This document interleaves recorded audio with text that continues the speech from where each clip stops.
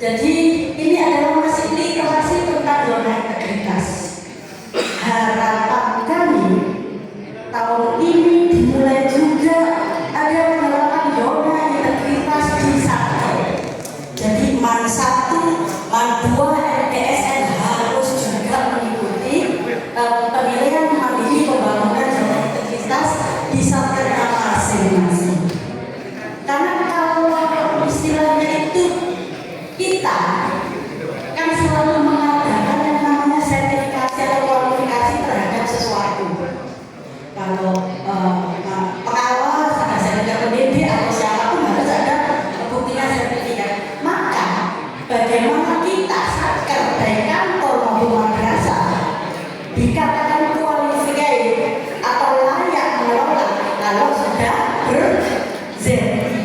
Jadi aslinya kalau belum ber-ZI itu sama dengan Satker yang belum berkompetensi. Maka ini marilah kita jadikan pemicu kita bersama untuk melakukan zona integritas di lingkungan kantor kita beserta di seluruh madrasah. Jadi zona integritas itu ada 6 area. 6 area yang kesemuanya saling berkesinambungan. Yang pertama adalah manajemen perubahan, kedua penataan tata laksana, lalu penataan sistem manajemen SDM, penguatan akuntabilitas kinerja, pengawasan dan peningkatan kualitas pelayanan publik. Itu adalah hal-hal yang harus kita penuhi seperti kalau di madrasah ada evaluasi diri madrasah sama. Satker harus melakukan evaluasi diri Satker dengan memotret kita ini posisi penataan tata laksana kita gimana sih gambarannya? Sudah layak enggak? SDM kita bagaimana? Itu adalah gambaran kita bisa menilai. Lanjut.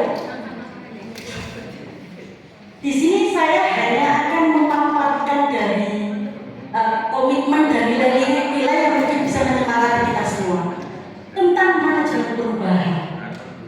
Intinya adalah perubahan dimulai dari cara kita memaknai amanah. Tanamkan itu semua kepada mindset pola pikir kita dalam berkinerja. Kalau sudah punya keseragaman komitmen seperti itu, insya Allah semuanya ngalir begitu saja. Jadi kata kuncinya ada di manajemen perubahan, perubahan mindset, perubahan karakter, bisa menerima masukan, selalu mengevaluasi diri setiap tahun.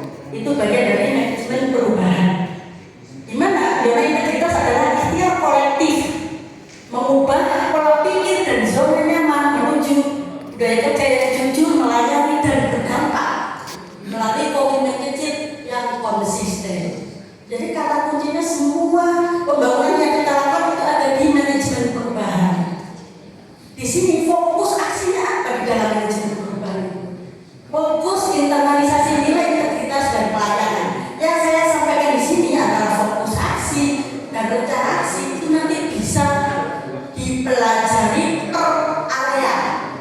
Karena dari situ nanti kira-kira gambarannya manajemen perubahan itu apa? Ada di LKE, lembar kerja evaluasi di tiap area. Nah, di situ intinya poin pentingnya kalau manajemen perubahan harus ada dari Januari. Kita harus melahirkan agen-agen perubahan. Siapa agen perubahan itu? Saya dan berharap, kami semua tentu berharap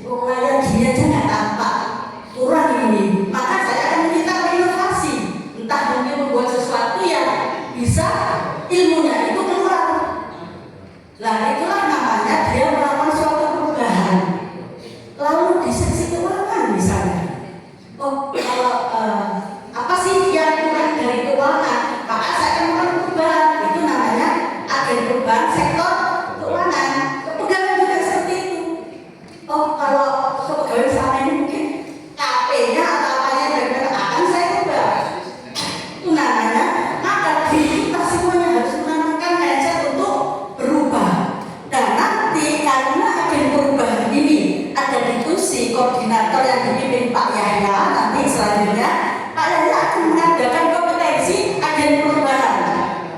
Agen perubahan yang siapa pesertanya? Ya nanti tergantung Pak Yahya. Apakah mau langsung mengkompetisikan agen perubahan berasal dari ATU madrasah atau guru GPK berprestasi atau kepala KUA berinovasi, silakan. Nanti bagiannya Pak Yahya untuk melahirkan agen perubahan. Selanjutnya adalah penataan tata laksana. Kata kuncinya adalah perubahan budaya kerja. Turunkan sedikit. Dimulai dari keteladanan dan kebiasaan harian. Itu tadi adalah kata kerja. Turun lagi. Naik, turun lagi.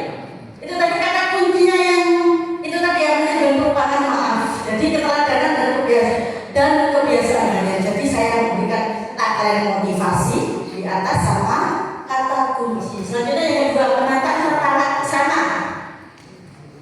Proses yang rapi adalah bentuk keadilan bagi semua. Setuju kan ya? Maka ketika kita ada misi antara saya ini atasannya siapa sih? Seperti ada di komisi saya tadi. Istilahnya ada penyuluh ini atasannya siapa? Kepala lurah atau kantor itu nanti ada PN komisi kami. Apakah memang dibedakan penyuluh PNS dan penyuluh PPKK itu atasannya juga berbeda? Kami tidak bisa menjawab. Silakan tanya ke kepegawaian. Jadi intinya dengan adanya penataan tata laksana, maka tata laksana yang tertata akan menghadirkan layanan yang jelas, cepat dan akuntabel melalui SOP. Dan kata kuncinya adalah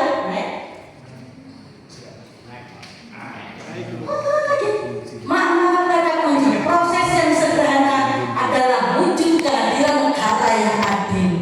Jadi kalau untuk urusan pelayanan ya jangan yang ribet-ribet, tapi untuk usaha pendapat kita merasa wala saat ini SOP kan untuk SPJ kok dipersulit.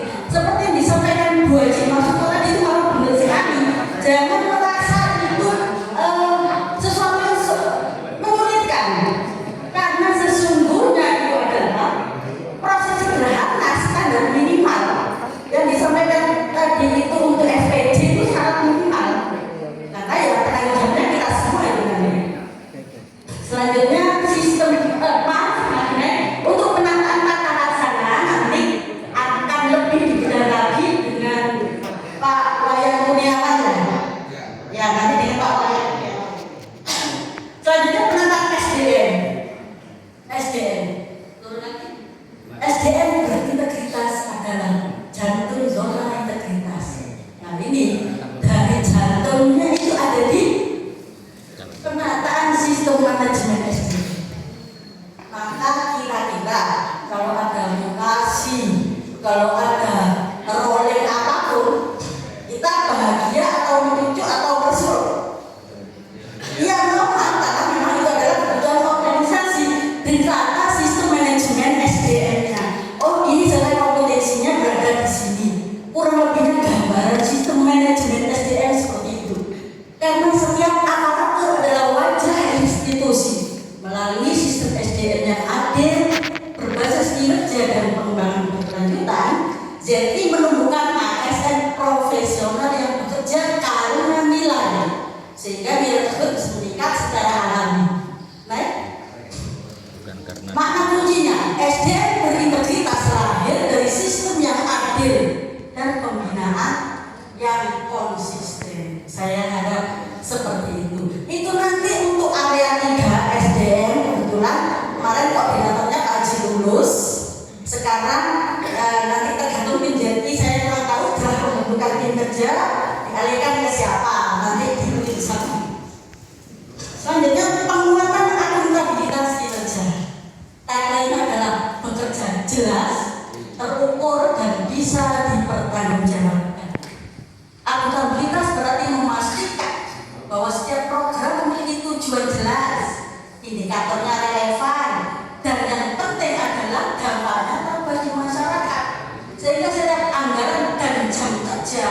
benar-benar ada nilainya. Jadi negara memberikan anggaran itu ada semuanya rekodnya, rekod berupa anggaran yang dalam bentuk SPJ, rekod berupa kegiatan yang berupa dokumentasi foto-foto, yang semuanya harus akuntabel seperti pemaparan penyampaian dari PPK tadi. Itu yang sangat penting karena semuanya harus bisa dipertanggungjawabkan. Makna kuncinya bekerja bukan sekedar selesai, tapi harus berdampak. Kalau misalnya SPJ tadi selesai, tapi dampaknya ternyata menimbulkan ada orang yang harus menanggung akibat kesalahan SPJ, kan berarti dampaknya nggak baik, kasihan. Jadi itu tadi nanti ada yang penguatan aktivitas dipimpin koordinator oleh Bu Haji Masufa ya, akuntabilitas. Selanjutnya penguatan pengawasan. Pengawasan kuat bukan karena saling curiga, tapi karena kita harus saling menjaga. Karena kita adalah satu kesatuan yang tujuannya sama, yaitu merealisasikan target-target yang sudah disepakati dalam terjun mensupport pojok pimpinan. Itu inti dari penguatan pengawasan. Pengawasan yang menjadi budaya melalui pengendalian internal, manajemen risiko, dan keberanian menolak penyimpangan, menjaga integritas serta masa depan pelayanan publik. Makna kuncinya, integritas tumbuh saat saling mengingatkan dan saling menutup mata. Maka saya pribadi kalau sampai misalnya mengingatkan ada yang panjenengan kurang terima, saya mohon maaf. Tapi begitu juga saya akan kita saling menginformasikan, saling memberitahukan bahwa ini adalah untuk kita semua. Dan kemudian pengawasan nanti koordinatornya oleh saya. Selanjutnya terakhir area keenam yaitu peningkatan kualitas pelayanan publik. Pelayanan yang baik adalah dakwah nilai dan cermin integritas. Ini ujungnya dan endingnya. Dalam integritas mendorong pelayanan yang ramah, cepat, pasti dan berkeadilan agar masyarakat merasakan kehadiran negara melalui pengalaman layanan yang bermakna. Jadi seperti yang saya sampaikan di awal tadi, karena negara sudah memberikan anggaran yang harus terpotret dan dikawal di posisi penguatan akuntabilitas, hasilnya akan berdampak yaitu terhadap kualitas pelayanan publik naik. Maka kata kuncinya pelayanan baik adalah doa yang dijawab dengan tindakan. Terima kasih, semoga bermanfaat.